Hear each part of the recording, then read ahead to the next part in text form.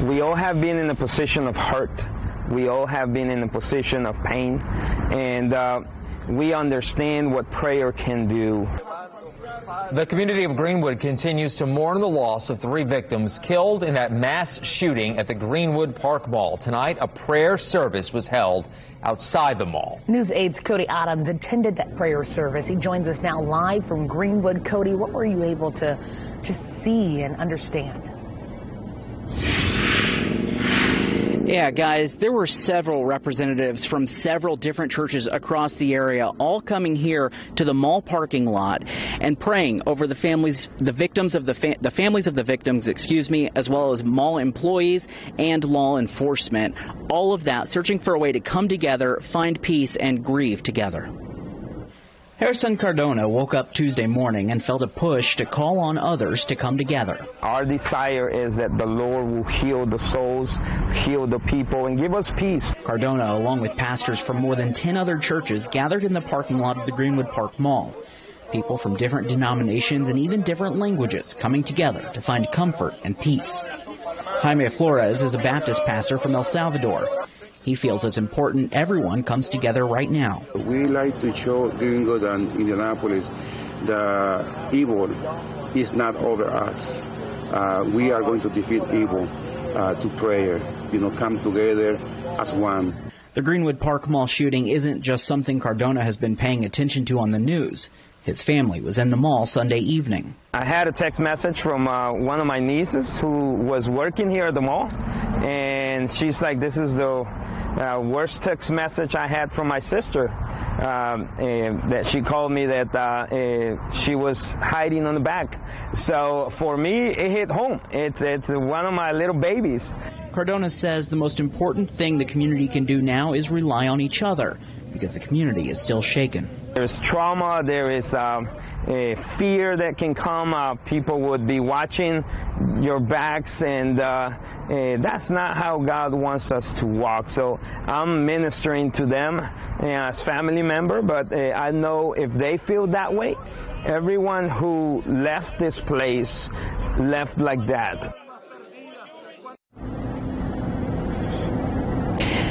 And this prayer service came together very quickly this morning. Cardona tells me that he actually got several calls from other pastors in the area offering up their churches and their areas to maybe hold this prayer service, but he felt it was really important to host it here at the park, at the Greenwood Park Mall parking lot, just to pray over this area. And I have to tell you, it was very powerful to hear the several different languages all praying at the same time in a very emotional setting.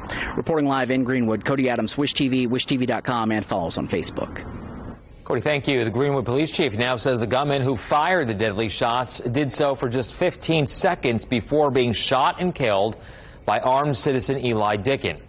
The chief says the gunman fired 24 shots, Dickin fired 10. The Johnson County coroner says 8 of those 10 shots hit the gunman, killing him.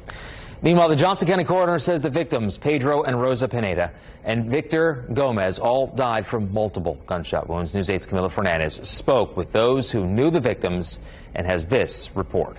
Spoke with the family of Pedro Pineda and Rosa Miriam Rivera de Pineda. The family is devastated and is asking the community for support. Muchos dicen hasta que la muerte los separe. A ellos no los separó.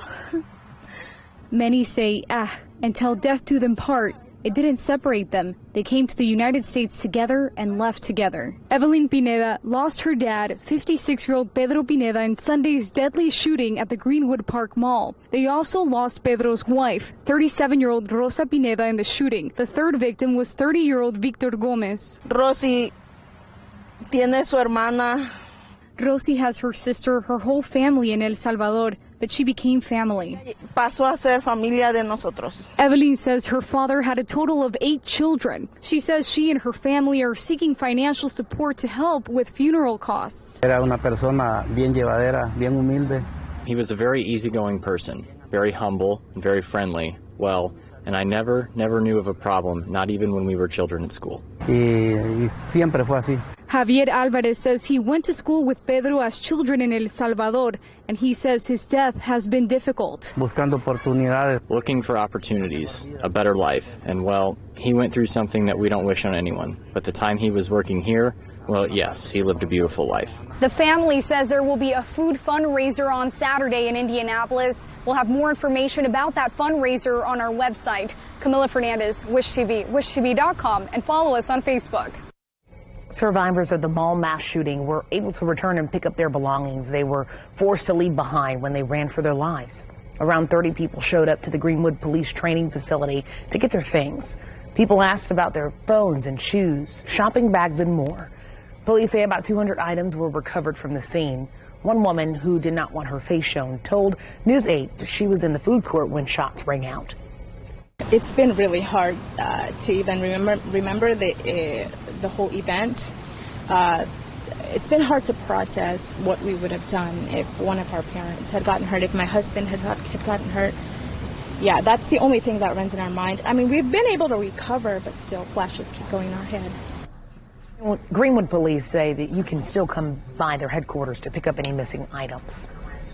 The I-Team 8 now, in the moments the Greenwood Park Mall reopened to the public, less than 48 hours after 3 people were murdered in the food court. I-Team 8's Richard Essex went through the mall today. The mall doors were open by 11 this morning. I was surprised at how many people were here. I went inside the mall to get a feeling for the mood of the people inside. What I found were apprehensive employees and businesses open for business. It's still scary, but it's scary anywhere, so. When I walked into the mall, I expected to see the stores closed, windows boarded up, and police crime scene tape in the food court area. What I found was a handful of stores that had not opened for the day. The big box retail anchors like Dick's Sporting Goods, Bon Mar, and JCPenney were open. Around a dozen of the smaller stores, particularly a few jewelry stores, showed no signs of opening for the day. The main entrance of the mall leads into a long hallway that intersects with others. At that intersection, you can see the food court off to the right. It is at that point that you begin to smell the offerings of the mall food vendors. I expected to find all the restaurants closed and mall security guarding the area to keep people away. What I found was the opposite. The pizza place, Subway, Chick-fil-A, and all the others were open for business. There are no signs that 34 bullets had been fired inside of this space less than 48 hours ago. One retailer that faces the food court was closed. Another was open, but the doors were only partially closed. One of the employees at a bakery told me that they had been in the mall Sunday night. Just a few yards away from their counter, several of the victims had been shot. The employee told me the area looked significantly different on Sunday.